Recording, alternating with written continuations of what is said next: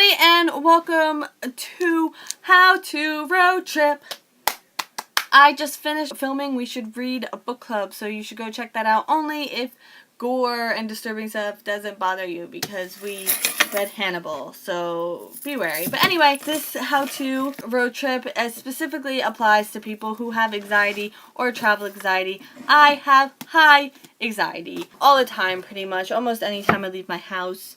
Unless I'm going somewhere extremely familiar, like now Cassie's house is. So I want to share some of my advice and tips and trips on how to deal with anxiety on a trip, and specifically a road trip, because road trips are long. So the first thing is make sure you have a lot of resources in your brain that you can call on if you start to feel sick or ill. I know for me, I get like a very nervous stomach, even though in my head I'm like, oh, we're good, and my stomach's like, no, we're not, where are we going, are we leaving the house, what are we doing, ooh. Like every time I think about us going to Wisconsin, I get like this really uneasy feeling. Make sure you have bottles of water very accessible. And whenever you feel that queasy feeling in your stomach, take a little sip of water. I'm talking like little, okay? Just enough. It's more of a calming mechanism than it is actually getting water in your body, okay? Call it a placebo effect, I don't care,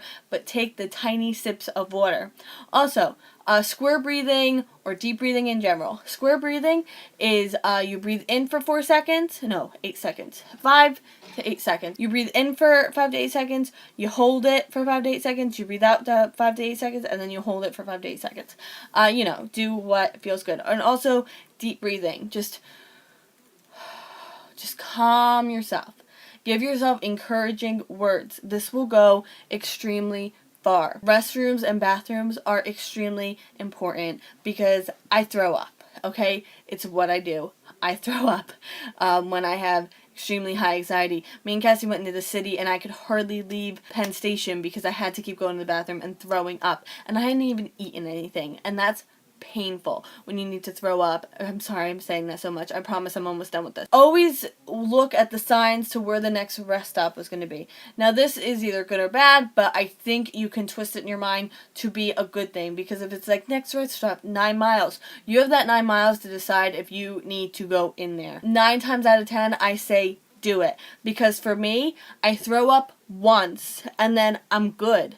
I'm set for the rest of the trip. And when I say throw up, I'm so sorry. I'm almost done, but this is very important. Not a lot, but whatever needs to come out, just let it come out, and then you are good. So this is why I recommend drinking like a bottle of water or so the night before. So when inevitably you do throw up the next day, it's mostly water and liquid, and it won't like hurt as much as dry heaving. This is very important. I have learned this. I have been dealt with high anxiety since 2005. I don't know what brought it on. It's just I brought it on vacation, and every time I go out or I don't know where I'm going, I just get this horrible nervous stomach. Another thing that can happen is I get these things at night ever so often where all of a sudden I lose control, and I can't stop my mind from racing, and I can't stop fidgeting, and it's just very, and I usually try to have my mom talk me down from it, because I literally have no control. But when I was away in Rochester in 2011, this happened to me, and there was no one there to talk me down, so I had to talk myself down. So if this happens to you and you start feeling the loss of control, you breathe deeply and you give yourself encouraging thoughts. You can do this. Nothing bad's gonna happen to you. The person who's with you loves you, okay? I'm traveling with Cassie. I know Cassie has my back. Cassie's been through this with me a million times. She knows the heaving, she knows it all, okay? So you really, it helps 1,000% if you know the person you're with has your back and isn't going to make you feel like a horrible person. In 2005, when I had the anxiety attack, I was with someone, my boyfriend at the time, who made me feel like crap for having anxiety and dry heaving and not being able to like get up and whatever. He was like, oh, I have to deal with this.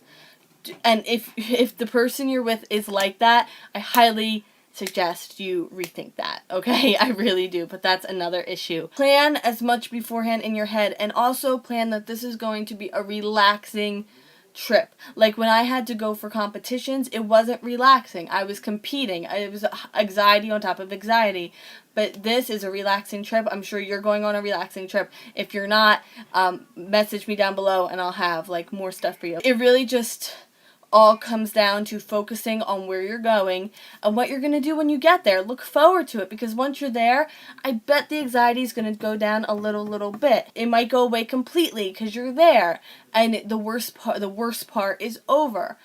So focus on that. Focus on your destination. Enjoy the moment that you're in, but sometimes you just need to focus on the future. We're staying at someone's house, and if you're the kind of person, if you're rooming with someone, you might get anxiety about using the bathroom, that they're either in earshot or something.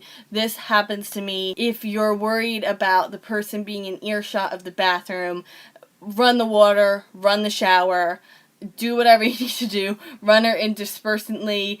Just, there are ways to deal with it, and if you need more on that, private message me, because, you know, I'm not the most comfortable talking about that stuff, but if it's serious and you need to talk about it, I will talk about it with you, because it's a real thing. I think that's it. Just find calming music, anything to calm yourself down. But I can tell you, wherever you're going, it's going to be okay.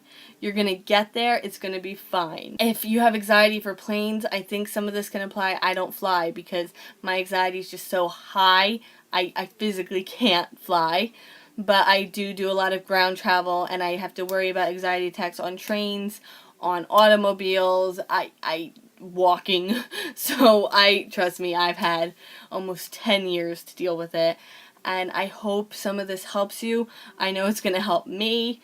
I don't think Cassie realized the severity of what I deal with, because when I started talking in the other video about anxiety, she kind of was like, really? I'm like, yeah, like, you know, every time I think about the trip, I get like the stomach thing and the I hope this helped you. I'll watch this. It might help me. And if you need any further advice or any more details, this is very late, so I might be, you know, a little whatever, but my hair is clean, so I have to film it. Message, comment. If you have any other techniques for anxiety, comment below and share. It might help me. It probably will. And I will see you whenever we do the next road trip video. I hope this helps, and just know that you have a support system.